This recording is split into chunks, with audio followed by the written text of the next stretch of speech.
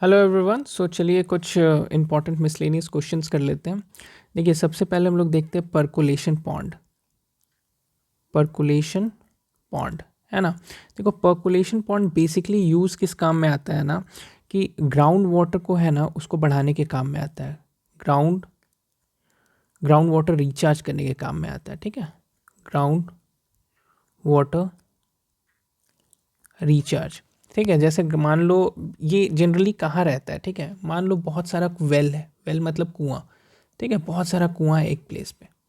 तो क्या होता है, कुआं के कारण जो ग्राउंड वाटर जो है, जो ये जो ग्राउंड है, ठीक है, ये ग्राउंड वाटर धीरे धीरे कम होते जाएगा।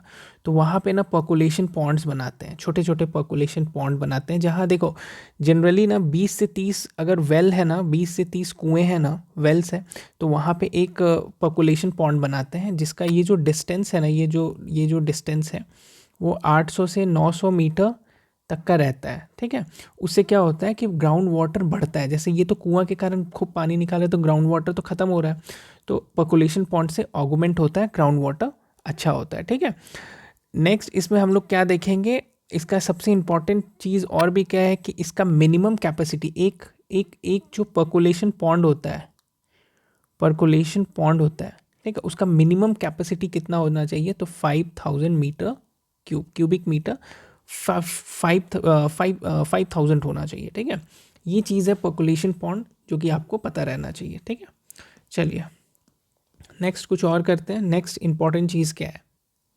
देखिए, एक जो वो होता है ना, क्या बोलते हैं उसको, चेक डैम। ठीक है, एक जो चेक डैम होता है ना, चेक डैम में स्पिल्स होता है। स्पिल होता है मतलब पानी निकलता है। तो स्पिलवे का को डिटरमाइन करने के लिए एक फॉर्मूला होता है, इसको बोलेंगे हम लोग स्पिलवे फॉर्मूला। हाँ, स्पिलवे फॉर्मूला। ठीक है, स्पिलवे डिटरमाइन करने के लिए एक फॉर्मूला होता है, उसका फॉर्मूला देखो, Q = 170 LH 3/2। पिछले 3 साल से फॉर्मूला बेस्ड क्वेश्चंस बहुत आ रहे हैं, तो फॉर्मूला आपको ध्यान में रखना बहुत ज़रूरी है। फॉर्मूला रखोगे तो मे बी एग्जाम में वो आ जाए तो आपके लिए बहुत बेनिफिशियल, क्योंकि ऐसे ऐसे क्वेश्चन बहुत रेयरेस्ट केस में कोई लोग बनाते हैं। तो देखिए, ये जो Q है ना, Q का क्या मतलब है, Q है रन ऑफ। Q है रन ऑफ। ठीक है, और ये आपको याद रखना पड़ेगा। L डिनोट करता है length of weir notch in metre. ठीक है, और H क्या है, H है हाइट। इसको याद रखना बहुत टफ नहीं है। अगर आप ये याद रख रहे हो तो आप देखो, Q रन ऑफ है, और आपका जो फॉर्मूला था आपको ध्यान होगा, अगर इसका कंपोजिट चेक डैम का जो फॉर्मूला था वो था Q = 0.0028 CIA। यहाँ भी Q जो था, यहाँ भी ये भी रन ऑफ ही था। हाँ, अगर ये याद है तो आपको ये भी याद ही होगा, याद हो जाएगा मतलब। चलिए नेक्स्ट क्या करते हैं, नेक्स्ट अगर हम लोग को बात करना है तो करते हैं रियल वैल्यू ऑफ सीड। देखिए, एक रियल वैल्यू ऑफ सीड निकालने आता है, ये भी एक फॉर्मूला बेस्ड है। फॉर्मूला क्या है, purity percentage into germination percentage by 100। ठीक है, ये एक फॉर्मूला है। ठीक है, किसका, क्या निकालेगा, real value of seeds. Purity percentage दे देगा, जर्मिनेशन परसेंटेज दे देगा, और आपको बोलेगा कि रियल वैल्यू ऑफ सीड्स कितना होगा। ठीक है, ऐसे ऐसे क्वेश्चंस आ रहे हैं, इसलिए मैं आपको बता रहा हूँ, ये सब इंपॉर्टेंट होगा, आप इसको देख लेना। अब जैसे सब सॉइलर है, सब सॉइलर कितने डेप्थ तक काम करता है, तो सब सॉइलर 50 सेंटीमीटर डेप्थ तक काम करता है। ठीक है, subsoiler works up to depth of 50 centimetre. ठीक है, इसको ध्यान में रखना है। एक जानते हो क्या होता है, एक होता है चॉल्फी मेथड। चॉल्फी मेथड, अब पूछेगा एग्जाम की चॉल्फी मेथड जो है वो कौन से क्रॉप का आपको कल्टीवेशन के लिए यूज़ होता है, तो ये आपको कॉटन के लिए यूज़ होता है। ठीक है, इसको it's also you can say square method, square planting method. ठीक है, स्क्वायर प्लांटिंग मेथड। ठीक है, ये भी पूछ सकते हैं चॉल्फी मेथड्स कैसा है, कैसा प्लांटिंग मेथड्स है। और फिर ये कॉमन का है, चॉल्फी मेथड्स कहाँ पे कॉमन है, तो चॉल्फी मेथड महाराष्ट्र में कॉमन है। ठीक है, महाराष्ट्र में कॉमन है, और स्पेसिंग की बात करें तो 15 to 50 सेंटीमीटर का स्पेसिंग होता है। ठीक है, इन चीज़ों को ऐसे करके आपको याद रखना चाहिए। अच्छा देखिए, अगर पूछा है आपसे कि फर्स्ट कमर्शियल बायो हर्बिसाइड्स कौन सा है, फर्स्ट कमर्शियल बायो हर्बिसाइड्स, ठीक है, फर्स्ट कमर्शियल बायो हर्बिसाइड्स अगर आपसे पूछ दे तो आप इसका आंसर क्या करोगे, आप इसका आंसर है डिवाइन। डिवाइन जो है ये फर्स्ट कमर्शियल बायो हर्बिसाइड्स है, ठीक है। देखो एक ड्रॉपसी डिजीज होता है, ड्रॉपसी डिजीज, ये एक वीड के कारण हुआ था, ह्यूमंस में भी आ गया था, ह्यूमंस में भी होने लगा था, ठीक है। क्या नाम है, ड्रॉपसी डिजीज। ड्रॉपसी डिजीज किस वीड के कारण होता है, तो इसका नाम है आर्जिमोन मैक्सिकाना, ठीक है, इसके कारण होता है, ठीक है, किसके कारण, आर्जिमोन मैक्सिकाना। नेक्स्ट इंपॉर्टेंट चीज़ है पता है, थ्रॉन्ट वेट जो था ना, एक क्लासिफिकेशन किया था, क्या किया था, थ्रॉन्ट वेट, ये आपको मेट्रोलॉजी में मिल जाएगा, ठीक है। थ्रॉन्ट वेट, थ्रॉन्ट वेट क्लासिफिकेशन इसको बोलते हैं, ठीक है। इसमें देखो समझने वाली क्या चीज़ है, ये क्लासिफाई किया था आपको एनुअल प्रेसिपिटेशन पे, हाँ, एंड एनुअल एवोपरेशन पे, ठीक है। प्रेसिपिटेशन कितना बारिश हो रहा है, और इवोपरेशन कितना इवोपरेशन हो रहा है उस प्लेस पे, मान लो बारिश हो रहा है और वो बहुत गर्म जगह है, इवोपरेट हो जा रहा है सब कुछ, तो ऐसे करके एक किया था, इसमें सिंबल बनाया ABCDE, 5 सिंबल रखा उसने, ठीक है। थ्रॉन्टवाइट ने 5 सिंबल बनाया, और पांचों सिंबल में क्या किया कि देखो इसको वेट क्लाइमेट बोला ए को, सेकंड को ह्यूमिड बोला, हाँ, आपको थर्ड जो है उसको सब ह्यूमिड बोला, फोर्थ को सेमी ह्यूमिड बोला, ठीक है, और फिफ्थ जो ई था उसको एरिड बोला। अब क्या बोला कि जो प्रेसिपिटेशन के अनुसार इसको बांट दिया, तो ये जो ए सिंबल है ना, ए सिंबल वेट है, मतलब 128 से अगर ज़्यादा दिन का प्रेसिपिटेशन हो रहा है तो उसको वेट कैटेगरी में रखा। ह्यूमिड कैटेगरी में किसको रखा, 64 से 127 डेज का हो रहा है तो इसको ह्यूमिड कैटेगरी में रखा। सब ह्यूमिड में किसको रखा, 32 से 63 डेज तक। सेमी ह्यूमिड को कितना रखा, 16 से 32 डेज तक, ठीक है। और एरिड में 16 से कम हुआ तो एरिड में रख दिया। ये पूरा थ्रॉन्ट वेट क्लासीफाई किया था, ये इंपॉर्टेंट हो सकता है, ऐसे ऐसे क्वेश्चंस कभी कभी ना दे देते हैं एग्जाम में। देखो न्यूट्रिएंट्स में जाएंगे अगर हम लोग, न्यूट्रिएंट्स करते हैं, ठीक है। न्यूट्रिएंट्स में अगर हम लोग जाएंगे तो तुम क्या देखोगे कि एक होता है ना एनर्जी एक्सचेंज न्यूट्रिएंट्स, जो एनर्जी एक्सचेंज के काम में आता है। एनर्जी एक्सचेंज न्यूट्रिएंट्स कौन कौन सा है, HO, ठीक है, ये एनर्जी एक्सचेंज न्यूट्रिएंट्स है, ठीक है।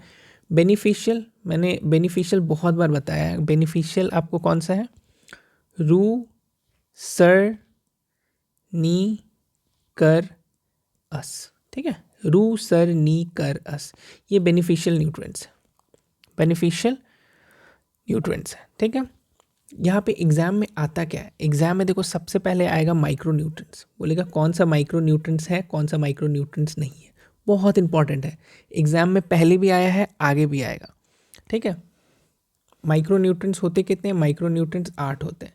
अब इसका नाम क्या क्या है, इसमें कौन है, इसमें है आपको ferrous, manganese, molybdenum, copper, cobalt, zinc, boron, ठीक है। Ferrous, manganese, molybdenum, copper, chlorine, cobalt, zinc, boron, 8 हो गया ना। माइक्रो न्यूट्रिएंट्स बहुत ज़रूरी है। प्राइमरी न्यूट्रिएंट्स की बात करें, अगर कोई बोले कि प्राइमरी न्यूट्रिएंट्स कौन कौन सा है, प्राइमरी न्यूट्रिएंट्स है NPK, ठीक है। और अगर बोले सेकेंडरी न्यूट्रिएंट्स कौन सा है, तो का, मग और अस, CAMGS, ठीक है। मैक्रो हमको पता है, मैक्रो अगर बोले तो मैक्रो इन दोनों को मिला लो तो ये मैक्रो हो जाता है, NPK, का, मग, अस, ठीक है, ये 6 हो जाते हैं मैक्रो, ठीक है। फिर energy in storage, energy storage हमने देखा, एनर्जी एक्सचेंज देखा, HO। अब हम लोग बात करेंगे एनर्जी स्टोरेज का। एनर्जी स्टोरेज कौन कौन सा है, NPSC, ठीक है, जैसे UPSC होता है ना उसको NPSC हम लोग करेंगे, NPSC से एनर्जी स्टोरेज, ठीक है। फिर एक होता है ट्रांसलोकेटर, ट्रांसलोकेशन रेगुलेटर, ठीक है, ट्रांसलोकेशन रेगुलेटर, ये कौन कौन सा है, CAMGKS, Na, कामकना ऐसे करके मैंने याद किया था, CAMGKNA, ठीक है, इसको भी आप देख लेना। देखो और इम्पॉर्टेंट चीज़ क्या हो जाता है, ये जो नाइट्रोजन है ना, नाइट्रोजन का ना एक होता है नाइट्रिफिकेशन इनहिबिटर, नाइट्रिफिकेशन इनहिबिटर, ठीक है, जो क्या करता है, नाइट्रिफिकेशन के प्रोसेस को स्लो करता है।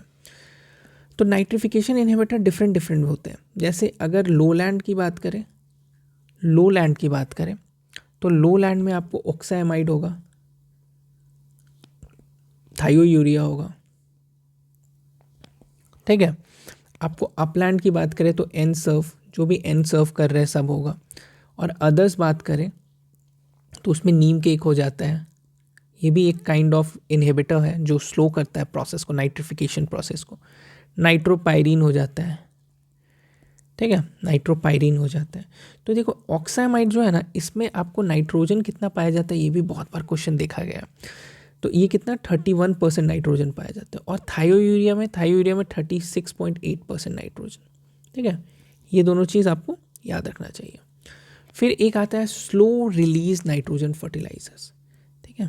क्या आता है, slow release nitrogen fertilisers, slow release nitrogen fertilisers. इसमें क्या है कि ये देखो 2-3 प्रकार का होता है। जैसे ना नाइट्रोजन के जो फर्टिलाइजर्स होते हैं उनका रिलीज स्लो करें ताकि ज़्यादा देर तक नाइट्रोजन उसमें रहे, वेस्टेज ना हो नाइट्रोजन का। तो एक तो होता है आपको यूरिया फॉर्मेल्डिहाइड, ठीक है। इसमें आपको कितना नाइट्रोजन रहता है, 38 से 40% नाइट्रोजन पाया जाता है। नेक्स्ट हो जाता है ऑक्सामाइड, ठीक है। नेक्स्ट एक देखते हैं सल्फर कोटेड यूरिया, ये आपको एग्जाम में आया था, सल्फर कोटेड यूरिया। एक होता है नीम कोटेड यूरिया तो आपको पता ही है, बहुत फेमस हो गया है अब, नीम कोटेड यूरिया, ठीक है। और एक सुपर ग्रैनुअल्स आता है, सुपर ग्रैनुअल्स बनाते हैं, उसका कोई ज़रूरत नहीं है, ठीक है। ऑक्सामाइड में आपको क्या देखना है कि ये एक स्लो रिलीज नाइट्रोजन फर्टिलाइजर है। यूरिया फॉर्मेल्डिहाइड में हम लोग देखेंगे नाइट्रोजन कितना है, सल्फर कोटेड यूरिया, नीम कोटेड यूरिया, इन चीज़ों को ध्यान में रखना है। देखो एग्जाम में ना प्लांट ग्रोथ प्रिंसिपल अपटेक्स के फॉर्म्स भी आए हैं, ठीक है, किस फॉर्म में अपटेक करते हैं। जैसे एक ये क्या होता है कि प्लांट ग्रोथ के लिए ना जो न्यूट्रिएंट्स अपटेक होता है किसी फॉर्म में होता है, हाँ। जैसे अभी हम लोग देखते हैं इसको, पहले हेडिंग लिख लेते हैं, okay, essential nutrients and their uptakes, ठीक है। अपटेक्स कैसे करते हैं वो चीज़ हम लोग अभी देखेंगे। देखो सबसे पहले देखेंगे, अगर कार्बन है ना, कार्बन का क्या होता है, सी होता है सिंबल, तो इसको CO2 फॉर्म में ही लिया जाता है, ठीक है। ऐसे करके आपको हाइड्रोजन जो है उसको आपको H2OH+ फॉर्म में लिया जाता है, ठीक है। तो यहाँ पे ना इंपॉर्टेंट क्या क्या आ जाता है, फॉस्फोरस इंपॉर्टेंट हो जाता है। फॉस्फोरस जो P है उसको देखो कितने फॉर्म में लिया जाता है, H2PO4 नेगेटिव फॉर्म में भी लिया जाता है, HPO4 2 नेगेटिव फॉर्म में भी लिया जाता है, और PO4 3 नेगेटिव में भी लिया जाता है। देखो इस फॉर्म में फॉस्फोरस को लिया जाता है। क्लोरीन की बात करें तो क्लोरीन Cl नेगेटिव फॉर्म में लिया जाता है। ये क्वेश्चन आया हुआ है ऐसे, इसलिए इंपॉर्टेंट हो जाता है। मॉलिबेडनम की बात करें तो मॉलिबेडनम को क्या किस फॉर्म में लिया जाता है, O4 2 नेगेटिव, ठीक है। कॉपर की बात करें तो कॉपर Cu2+, जिंक की बात करें जिंक Zn2+, बोरोन की बात करें तो बोरोन को देखो कितने फॉर्म में लिया जाता है, बोरोन को H2BO3 negative, B4O7 2 negative, BO3 3 negative. Manganese को किस फॉर्म में लिया जाता है, Mn2+। फेरस को देखो 2 फॉर्म में लिया जाता है, Fe2+, फिर Fe3+, 2 फॉर्म में लिया जाता है। सल्फर, सल्फर को किस फॉर्म में लिया जाता है? SO4 2 नेगेटिव और SO2। कैल्शियम, कैल्शियम को Ca2+, मैग्नीशियम, मैग्नीशियम को Mg2+, पोटेशियम, पोटेशियम को K+। ऐसे करके इस फॉर्म्स में लिया जाता है और ये इंपॉर्टेंट हो जाता है, इसको थोड़ा आप देख लेना, ठीक है। देखो डिफिशिएंसी सिस्टम का अपीयरेंस कैसे होता है, ये एक बहुत इंपॉर्टेंट चीज़ है, ठीक है। बहुत इंपॉर्टेंट चीज़ मैं आपको दिखाता हूँ, सिखाता हूँ। देखो appearance of deficiency system, deficiency symptoms. देखो यहाँ क्या है ना, जब आपको क्वेश्चन आएगा ना न्यूट्रिएंट डिफिशिएंसी में, तो ये बोलेगा कि डिफिशिएंसी ओल्ड लीफ में है। कुछ क्वेश्चंस में रहेगा ओल्ड लीफ में डिफिशिएंसी बोलेगा, कुछ में बोलेगा डिफिशिएंसी न्यू लीफ में है, ठीक है। कुछ में बोलेगा कि टर्मिनल लीफ में है, कुछ में बोलेगा ओल्ड एंड न्यू लीव्स में है, ठीक है। तो इसका एक बहुत अच्छा पैटर्न है, उसको आप समझ लोगे ना तो आपका क्वेश्चन जो आएगा ना वो मतलब वो जो डिफिशिएंसी सिम्टम्स वाले क्वेश्चन जो आते हैं ना उसको बनाना बहुत ईजी हो जाएगा। तो जैसे अपीयरेंसेस हम लोग देख रहे हैं, ठीक है। इसमें हम लोग पहले क्या देख लेंगे, ओल्ड लीव्स का देख लेंगे, फिर न्यू लीव्स का देख लेंगे, ठीक है। और किसमें ओल्ड एंड न्यू बोथ में होता है वो भी देख लेंगे, और एक टर्मिनल होता है,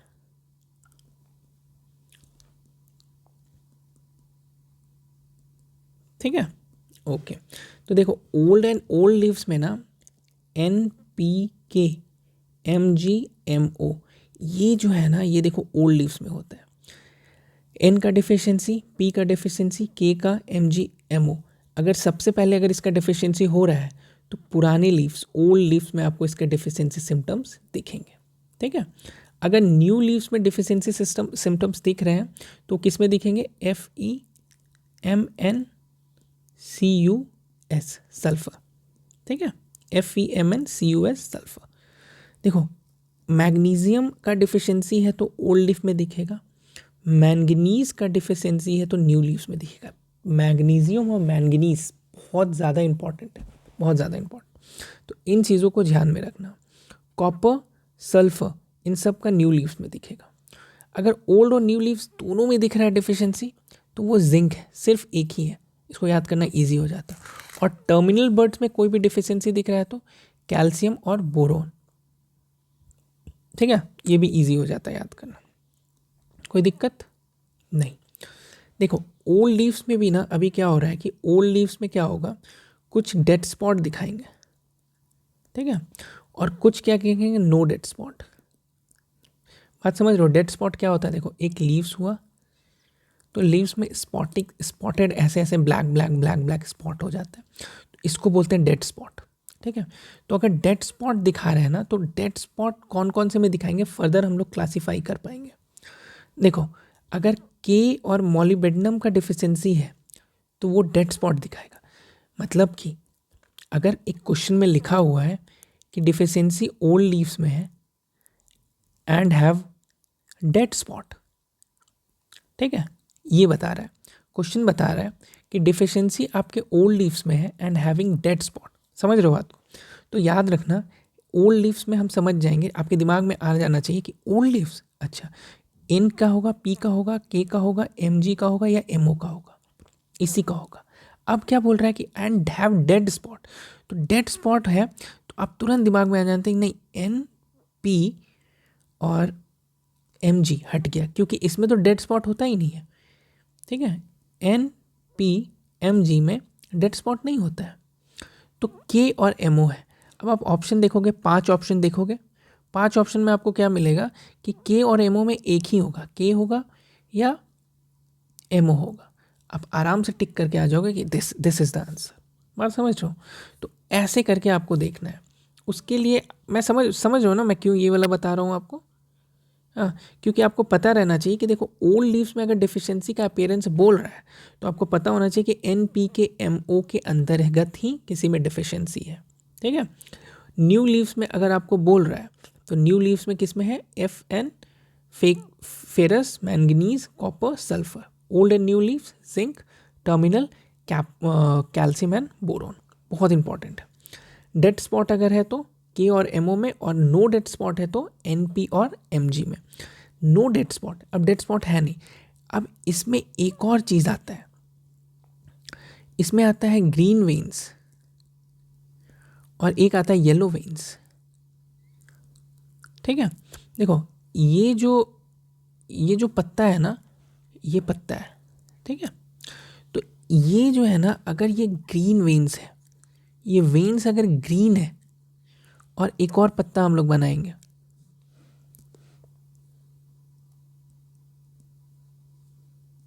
ठीक है, उनका जो वेन्स रहेगा वो रहेगा येलो,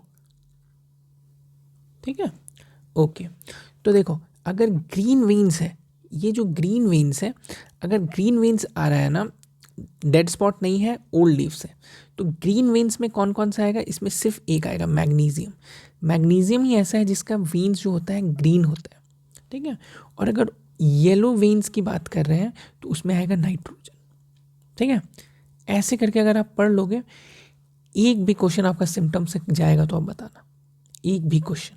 और अगर ये नहीं समझ आ रहा होगा ना, कि अगर आपको नहीं समझ आया जो मैं बता रहा हूँ, आप फिर से पूछ लेना, मैं फिर वीडियो बना दूंगा इसका, ठीक है। स्पेशली इसका वीडियो बना दूंगा ताकि ये आपको समझ आ जाए। फिर न्यू लीव्स में क्या है, न्यू लीव्स में भी फर्दर ऐसे ही क्लासीफाई होता है। इसको डिलीट कर देते हैं। चलिए, न्यू लीव्स में भी क्या हो रहा है, फर्दर ऐसा ही क्लासीफाई हो रहा है। किसी में ग्रीन वेन्स है, किसी में येलो वेन्स है। तो ग्रीन वेन्स किस में हो रहा है, ग्रीन हो रहा है फेरस में और मैंगनीज में, और येलो वेन्स किस में हो रहा है, कॉपर में और सल्फर में, ठीक है। ओके, अब ये ओल्ड लीव्स और न्यू लीव्स का क्या चक्कर, इसमें यार ग्रीन वेन्स ही होता है, ठीक है। ओल्ड एंड न्यू लीव्स जो दोनों में अपीयरेंस हो रहा है, जो जिंक है उसका ग्रीन वेन्स ही होगा, और इसमें डेड स्पॉट भी होता है, ठीक है। ऐसे करके इन चीज़ों को आपको अगर आप समझ पे आ जा रहा है, तो यहाँ ये जो है ना, आपको डिफिशिएंसी सिम्पटम वाला जो भी इशू है आपका कंप्लीट हो जाएगा, ठीक है। चलिए, तो ये यहीं तक था। उसके बाद डिफिशिएंसी सिम्टम्स तो आपको और पता ही है, जैसे डाउनवर्ड कपिंग हो रहा है सल्फर में, टी में जो होता है। फिर आपको क्लोरीन का एक्सेस के कारण लीफ स्कॉर्चिंग हो जाता है। कैल्शियम के कारण टिप हुकिंग हो जा रहा है, ब्लॉसम इनड्रॉट हो जा रहा है टोमेटो में, बेर में। पोटेशियम के डिफिशिएंसी के कारण स्कॉचिंग एंड बर्निंग अपीयरेंसेस आ जा रहा है। तो ये सब जो चीज़ें हैं ना, ये सब आपको सब पता होना चाहिए। और अगर जब एग्ज़ाम में क्वेश्चन आता है, तो आपको पता है एग्ज़ाम में क्वेश्चन 4-5 लाइन का आएगा, और 4-5 लाइन में ना आपको ओल्ड लीव्स में है कि न्यू लीव्स में है, कि ओल्ड एंड न्यू में है, टर्मिनल में है, डेड स्पॉट है कि नहीं, ग्रीन वेन्स है कि नहीं, सब लिखा रहेगा। तो आप इस वे से अगर आप समझ जा रहे हो, तो आपका ये जो 2 क्वेश्चन है ना, बहुत सही होगा। और मैं विश्वास के साथ बोल रहा हूँ ना आपको, कि 90% स्टूडेंट ये सब क्वेश्चन को गलत कर देते हैं, ठीक है। चलिए, थैंक यू सो मच। कुछ भी क्वेरी हो आप प्लीज़ कमेंट करो। बहुत कम दिन बच गए हैं, बहुत जम के लगे रहना है, ठीक है। चलिए, बाय बाय।